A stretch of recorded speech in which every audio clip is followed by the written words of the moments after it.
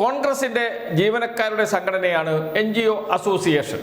NGO അസോസിയേഷൻ്റെ ഒരു സമ്മേളനത്തിൽ അടുത്ത കാലത്ത് മുഖ്യമന്ത്രി VD സതീശൻ പ്രസംഗിച്ചിരുന്നു.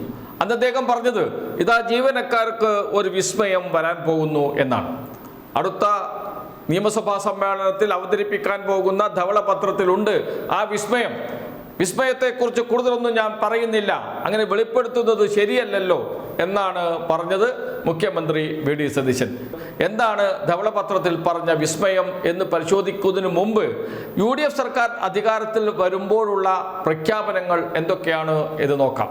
2001-2006 AK ആന്റണിയും ഉമ്മൻചാണ്ടിയും മുഖ്യമന്ത്രിയായ UDF സർക്കാർ.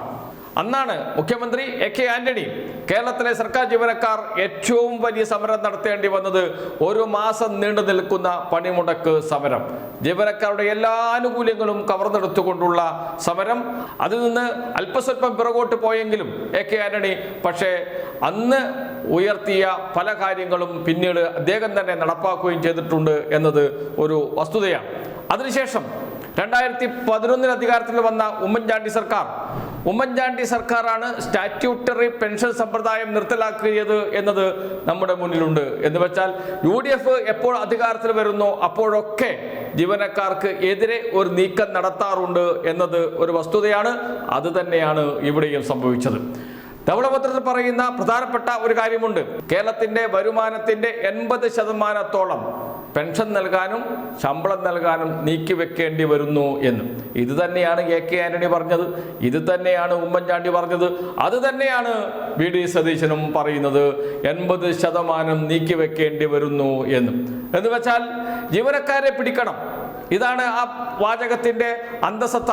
എങ്ങനെയാണോ ഉമ്മൻചാണ്ടി ജീവനക്കാർക്ക് അവരുടെ പെൻഷൻ നിർത്തലാക്കിക്കൊണ്ട് വിസ്മയം കൈമാറിയത്, എങ്ങനെയാണോ AK ആന്റണി അവരുടെ ആനുകൂല്യങ്ങളെല്ലാം തട്ടിപ്പറിച്ചുകൊണ്ട് 1 മാസത്തെ സമരത്തിലേക്ക് അവരെ തള്ളിവിട്ട വിസ്മയം കാഴ്ചവെച്ചത്, അതേപോലെ ഇതാ ഒരു വിസ്മയം കാഴ്ചവെക്കാൻ പോകുന്നു VD സതീശനും എന്ന് വേണമെങ്കിൽ പറയാം. അതാണ് സംഭവിക്കാൻ പോകുന്നത്. ഇനി ജീവനക്കാർക്ക് വിസ്മയം തന്നെ കാഴ്ചവെച്ചാലും അതും ഈ ധവളപത്രത്തിൽ പറയുന്നുണ്ട്. അതെന്താണ്? പെൻഷൻ പ്രായം 1 വർഷം ഉയർത്തും എന്നും 6000 കോടി രൂപ അതിലൂടെ ലാഭിക്കാൻ കഴിയും സംസ്ഥാന സർക്കാരിന് എന്നാണ് ധവളപത്രത്തിൽ പറയുന്നത്.